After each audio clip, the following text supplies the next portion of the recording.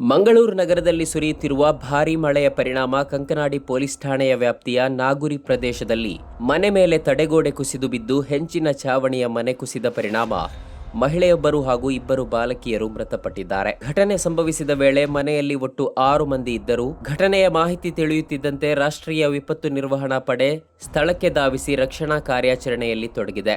ರಕ್ಷಣಾ ಕಾರ್ಯಾಚರಣೆಯಲ್ಲಿ ಅವಶೇಷಗಳಡಿ ಸಿಲುಕಿಕೊಂಡಿದ್ದ ಅಲ್ಕಾ, ಅನುಷಾ ಹಾಗೂ ಬಾಲಕೃಷ್ಣ ಅವರನ್ನ ಸುರಕ್ಷಿತವಾಗಿ ಹೊರತೆಗೆದು ಆಸ್ಪತ್ರೆಗೆ ದಾಖಲಿಸಲಾಗಿದೆ.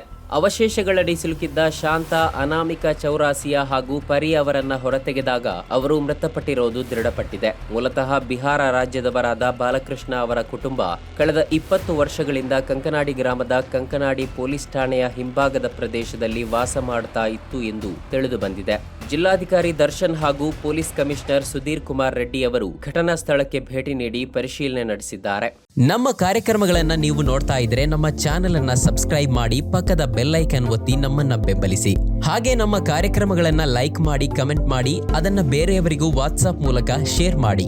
ನೀವು ಹೀಗೆ ಮಾಡಿದಾಗ ನಮ್ಮ ಚಾನೆಲ್ ಇನ್ನಷ್ಟು ಮತ್ತಷ್ಟು ಜನರಿಗೆ ತಲುಪಲು ನೀವು ನಮ್ಮೊಂದಿಗೆ ಸಹಕರಿಸಿದ ಹಾಗಾಗುತ್ತೆ. ಇದು ನೀವು ಯಾವುದೇ ಖರ್ಚಿಲ್ಲದೆ ಕೆಲವೇ